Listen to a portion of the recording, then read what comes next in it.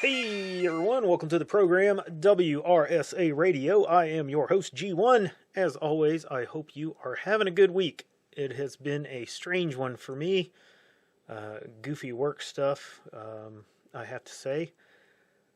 But other things as well. Over the last week or so, I have confronted some things in my thinking that are somewhat uncomfortable to go through. I think anytime you look yourself in the mirror and you change the way you're thinking about things, that can be uncomfortable.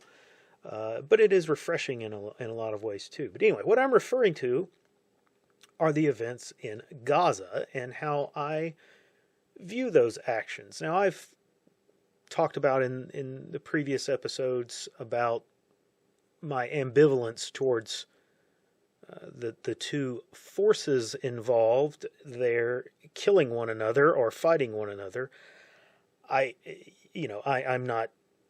neither here nor there on it. It doesn't concern me. It's not an American problem. It's not a U.S. problem. But I do have sympathy for the civilians that are drawn into that conflict.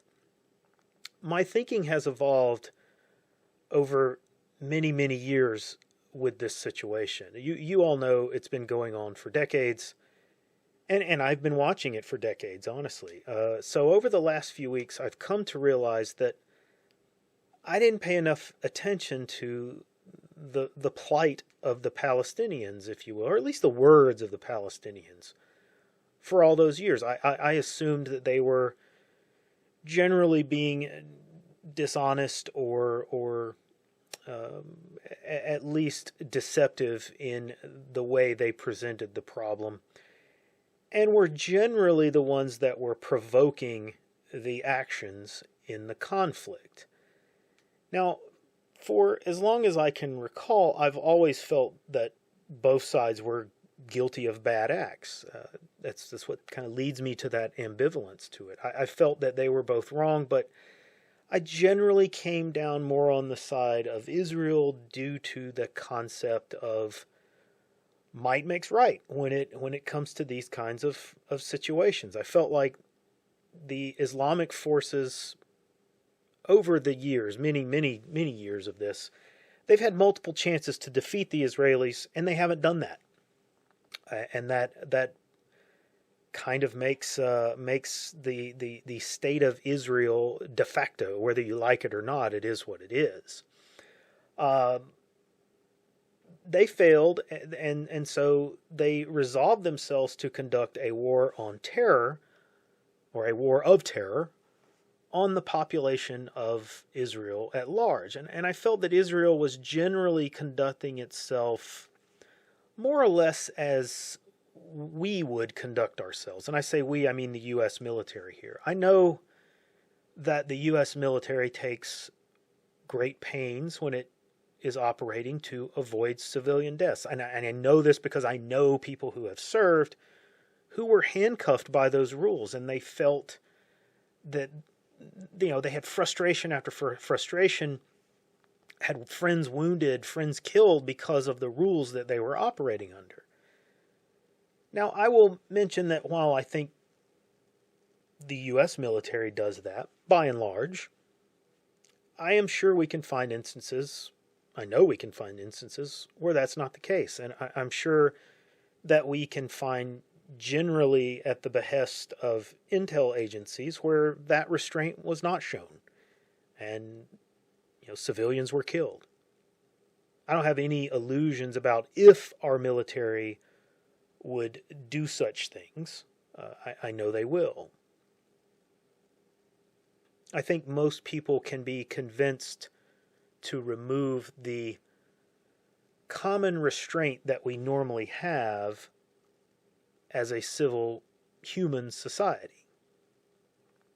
In fact, that is something that I fear. I speak about it often. It's something that I've been preaching about on this channel for the entire 150 episodes of this show.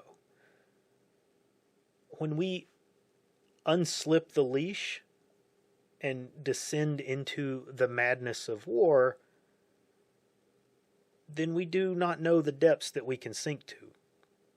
We must show constraint. We must show discipline and good order. We must keep ourselves from removing and stripping away the humanity of our enemies, because the ultimate result of that is that we lose our own humanity if we allow that to happen. Over the last week, I've seen some very barbaric things come out of this conflict. It shows me that these people are losing their humanity. For the longest time, I felt that Western militaries and Western governments had some understanding of this, whether they flirted with the line many times. They may have crossed the line in some cases, but they understood it. We had some appreciation of this, and that there were lines that they wouldn't be willing to cross. And I thought that the IDF fell closer to that standard of Western countries, Western governments, even though I knew they didn't always meet that. Many, many years of seeing what we have been seeing, however, has shown me that I was wrong about that. This week has shown me that the IDF was never close to that standard. And that's what we're going to talk about today. The events in Gaza have demonstrated that the Israeli government have removed all constraint from the IDF, and the IDF is carrying out a campaign of genocide against the people of Gaza. And I can't sugarcoat that. You may not agree with that. You may believe that there's justification for it, whatever your reasoning is there, but it's a genocide by all definitions that the world has agreed upon. This defines itself as a genocide. They're bombing civilians. They are targeting infrastructure, cutting power, cutting water, shutting down sanitation, driving people from their homes. This is kind of the big factor here. Driving people from their homes with the intention of removing them from the area permanently. That's a genocide. We're seeing some of the most barbaric rhetoric being posted in the media to justify this from all directions. It's very eye-opening to see the masks come off so starkly. Things that you knew to be true, but you didn't see blatant examples of it. To see that finally displaying itself openly, it's very startling. Things are being said about the Palestinians that if you even hinted at it about other people, you would get arrested. In fact, we're seeing that. We're seeing people saying things against the state of Israel, using the same violent, hurty words, are being arrested.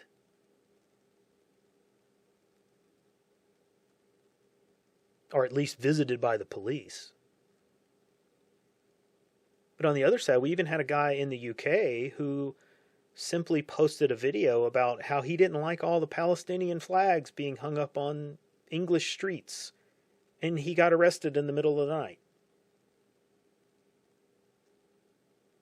This is madness. But I want to talk about something that happened last week that kind of went under the radar of a lot of people. What else can be considered a genocide, or part of genocide, contributing to genocide? What about the destruction of people's history? Isn't that an act of genocide? When you systematically remove the evidence of a people, you destroy their historical documents, their architecture, their works of art, when you destroy their statues and their historic monuments. Isn't that a genocide? I think it is. Well, last week we had Another example of a historic monument being destroyed, the statue of General Robert E. Lee, who was a great man, a great man. The statue at the center of the events in Charlottesville. You may recall all that going down years ago, a few years ago.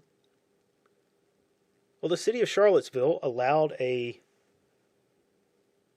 black civil rights organization, I don't particularly know which one it was, but they allowed them to take that statue, which was removed from its location. They allowed this organization to take the statue and have it melted down. Now that alone is bad enough, but to add to the humiliation of this, because this was all about humiliation, they did this in secret. They transported this monument to a foundry, which demanded to be kept secret. They didn't want anyone reacting and going after them for this. They didn't want anybody to know who actually did the melting. They take it to this foundry in secret, and they melt it down. And they're going to give the resulting ingots of metal to this black organization, who are going to use it to make something. Likely they will make some kind of statue that promotes a black figure from history or something like that. Who knows? Who knows? It could be something even more ridiculous. But something that happened during this was that photographs were taken. Photos of the statue being melted down and destroyed.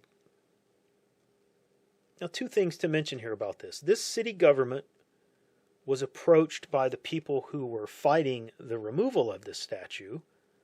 It's a historic preservation group of Southern history, I believe. I don't recall the name of that group and wasn't going to bother looking it up. But at any rate, they approached the city and offered to purchase the statue for a considerable amount of money, several, $100,000 or more. They wanted to move the statue to a private museum, or even if the city was going to melt it down, use it to make replacement cannon barrels for some of the monument cannons that are put at Civil War battlefields. But the city refused to sell it to them. And the second thing about this is that there is a law in Virginia about destruction of historic monuments. And it's being looked at to see if the city violated the law. Now, you know as well as I do that nothing will come of that. No one is going to be charged for violating that law. The message had to be sent here. That's why they wouldn't even entertain the idea of selling the statue. No. It had to be melted down and destroyed and used for something else.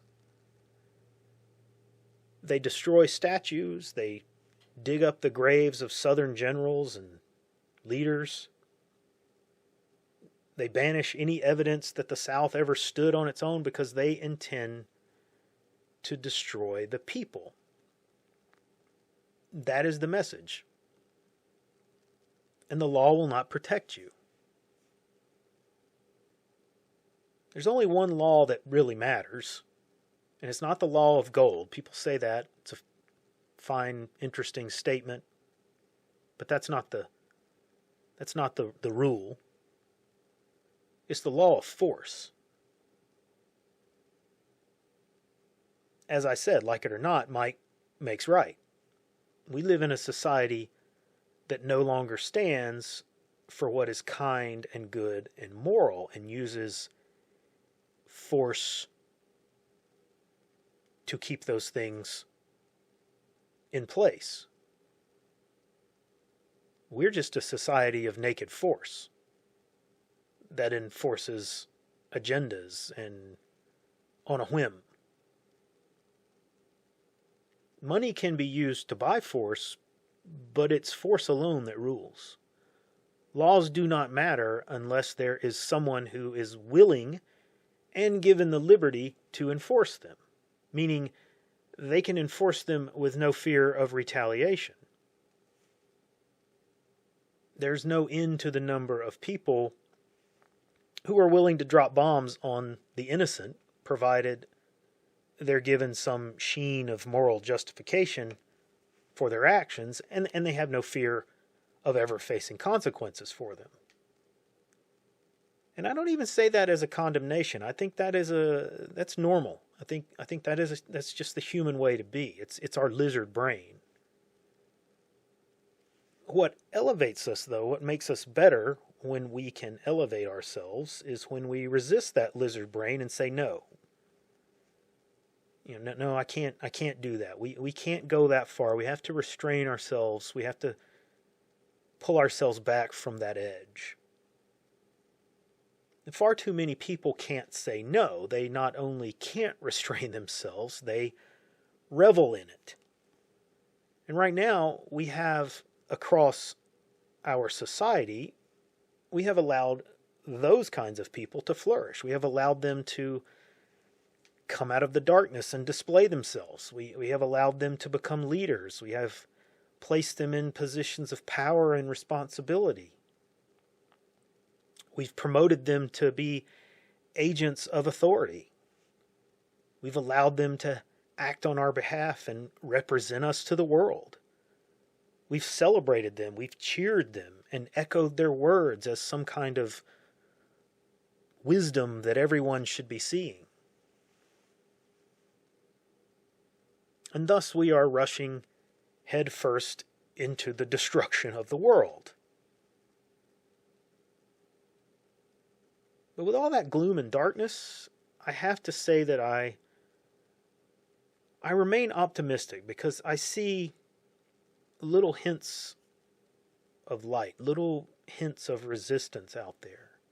And I think those things are growing. I think we have possibly reached a point where good people are finally saying that, you know what, enough is enough. I've had about enough of this. The mask is coming off and people are noticing. And the noticing is growing more and more with every step forward that occurs in Gaza. People begin to see, they begin to turn their newly attuned eye back to the events of the recent past. And they say, well, if they're lying about this, if they're lying about these things that are happening right now that I'm seeing, well, then they must have been lying to me before. What else have they lied to me about? Well, come and see. There was something that happened this week that also kind of fell quickly off the radar of the national media, but it is, I think, a very important thing to bring up. And I think it points again to that light in the darkness, maybe. Now, as you all likely know, we have had some recent mass shootings that have taken place. And there is a belief held by many that indirectly, if not directly, through some covert, nefarious means, that agents of our government are responsible for some of these high-profile shootings. And I'm not going to weigh in on that completely here, at least. I think that's an entire program on its own, or it's worth an entire different discussion. But I will say that I do share that opinion, at least for some of these events. Sometimes it is just crazy people being crazy, or people being psychotic. But other times, I think for sure that the person was driven to act in a way that they would not normally act, minus some external factor. And one of those external factors is possibly suggestions of people who are agents of the government. Well, we had one of those mass shootings here recently in Maine. A crazy guy with a rifle who looked to be going after random people. He commits this violent criminal act, and then he flees the scene. Now, he got away, which is unusual for these cases. And then he is later found in a shipping container or tractor trailer. Didn't get the exact detail there. on some property with self-inflicted wounds. And I saw some report that it was 2 wounds, and I'm not sure exactly how that happens, but you can judge for yourself on that. But that's not really the event that I'm talking about. What I'm talking about is what happened a day or so later. Out in Colorado, at an amusement park, an individual was found dead in a woman's bathroom. He died from self-inflicted wounds, and he left a note. Now, the thing about this guy was that he was kitted out. He was wearing tactical gear, and he was carrying multiple weapons. And at least one report I saw said he had some kind of explosive device. I don't know if that's accurate, but needless to say, he was armed, and it looked very much like he had intended to commit another one of these attacks. But what did that note say? The note was scrawled on the wall of the bathroom near his body, and it said, "I am not a killer." So this man, for whatever reason, decided that he was not going to do it. He was not going to follow the path he was set upon. Now, we don't know who or what set him on that path, but he came to the realization that he was wrong, and while he could not face whatever situation he was in,